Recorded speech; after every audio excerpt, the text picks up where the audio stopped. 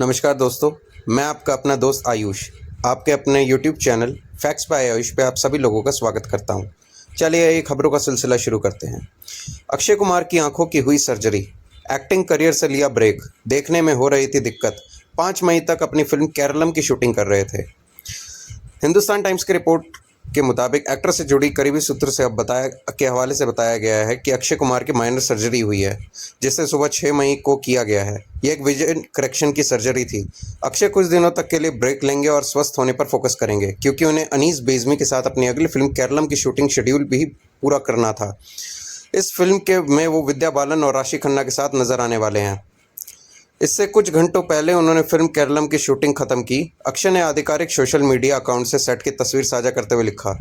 अगली खबर, दिल्ली देहरादून एक्सप्रेसवे शुरू होने के बाद पहले ही वीकेंड पर यातायात सिस्टम हुआ ध्वस्त, दोगुना दिखा ट्रैफिक। ये एक बड़ी चुनौती बन चुका है। पुलिस के लिए यातायात प्रबंधन एक बड़ी चुनौती है। वीकेंड आते ही मसूरी, देहरादून और ऋषिकेश की सड़कों पर वाहनों का दबाव दोगुना हो जाता है। पर्यटन सीजन और छुट्टियों के चलते बड़ी संख्या में पर्यटक इन शहरों के लिए रुक कर रहे हैं, जिससे यातायात व्यवस्था पुलिस के लिए बड़ी चुनौती बनती जा रही है। हालत यह है कि प्रमुख चौराहों और मार्गों पर लंबा जाम लगा जा रहा है और लोग घंटों तक फंसे जा रहे हैं। ये एक सरकार और सिस्टम की नाकामी हम यहाँ पर देख सकते हैं। चलिए आइए हम आपको इसके बारे में कुछ और बताते हैं। इसका उद्घाटन प्रधानमंत्री मोदी जी ने अभी कुछ दिनों पहले ही किया था। और हम अपनी अगली खबर की तरफ बढ़ते हुए, पंजाब में जालंधर और अमृतसर के सैन्य ठिकानों के पास 2 धमाके हुए। सीएम मान ने भाजपा का हाथ बताया। पहला धमाका रात करीब 8 बजे जालंधर के बीएसएफ मुख्यालय के पास हुआ, जब पंजाब फ्रंटियर मुख्यालय के नज़दीक एक स्कूटर में आग लग गई। दूसरी घटना कुछ घंटों के बाद अमृतसर में हुई।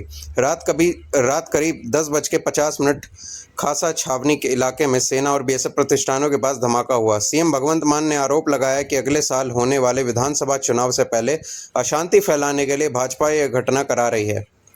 दूसरी घटना के कुछ घंटों बाद अमृतसर में हुई।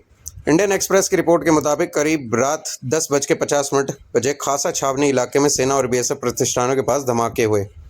अमृतसर ग्रामीण के वरिष्ठ पुलिस अधीक्षक सोहेल कासिम मीर ने बताया कि छावनी की सीमा से सटी की एक शीट क्षतिग्रस्त हो चुकी है। अगली खबर, 75 दिन के अंदर गब्बर ने सोफी शाइन से दूसरी बार कर ली शादी। गुड़गांव से मैरिज रजिस्ट्रेशन का वीडियो वायरल। जाने माने क्रिकेटर शिखर धवन बुधवार को शादी को पंजीकृत कराने के लिए रजिस्ट्रार कार्यालय पहुंचे। उन्होंने पत्नी सोफी शाइन के साथ कागजों पर हस्ताक्षर किए। उनके साथ परिवार के कई और सदस्य मौजूद थे। दोनों के पहुंचने की सूचना मिलते ही रजिस्ट्रार और कार्यालय में उन्हें देखने की काफ़ी भीड़ लग गई। 21 फरवरी को गब्बर ने सोफी से की थी दूसरी शादी। बता दें, शिखर धवन यानी कि गब्बर व सोफी शाइन की सगाई इसी साल 12 जनवरी को और शादी 21 फरवरी को हुई थी। साथ ही सोफी शाइन जो है वो आयरिश मूल की रहने वाली है।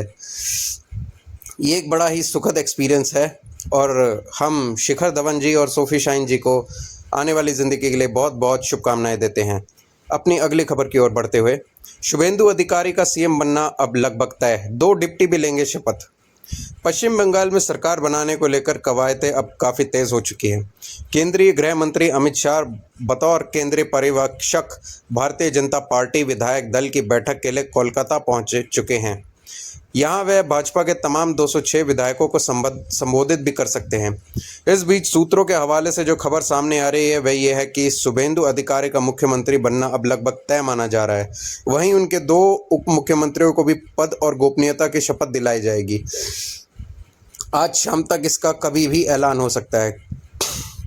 हालांकि ममता बनर्जी से हमारे काफ़ी मतभेद सामने आए हैं। शुभेंदु अधिकारी ने साफ तौर पर मीडिया को अपनी ये रिपोर्ट में बताया है। अगली खबर की ओर बढ़ते हुए, आईटीसी की 2 कंपनियों का खत्म हो जाएगा वजूद। एनसीएलटी ने दी विलय की मंजूरी। 1 जून से लागू होगा आदेश।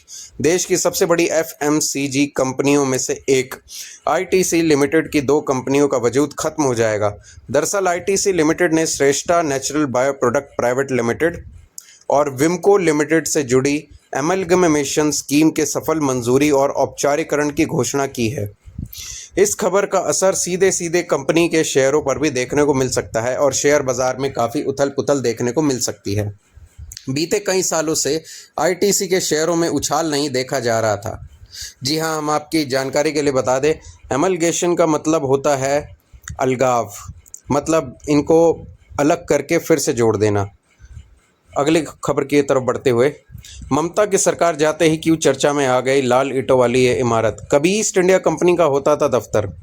पश्चिम बंगाल की नई सरकार एक बार फिर कोलकाता की ऐतिहासिक पहचान माने जाने वाले राइटर्स बिल्डिंग को राज्य सचिवालय के रूप में जीवंत करने की तैयारी में जुट चुके हैं। ब्रिटिश दौर की प्रतिष्ठित इमारत लंबे समय तक बंगाल की सत्ता का केंद्र रही है, लेकिन 2013 में ममता बनर्जी की सरकार ने प्रशासनिक कामकाज को यहां से हटाकर हावड़ा के शिवपुर स्थित आधुनिक इमारत नबन्ना में शिफ्ट कर दिया था। नबन्ना को उस समय एक आधुनिक और सुविधाजनक प्रशासनिक केंद्र के तौर पर पेश किया गया था। इसके बाद से राज्य सरकार ज़्यादातर विभाग वहीं से संचालित हो रहे हैं। इसका इतिहास है। ये राइटर्स बिल्डिंग 1777 में शुरू हुई थी। धन्यवाद।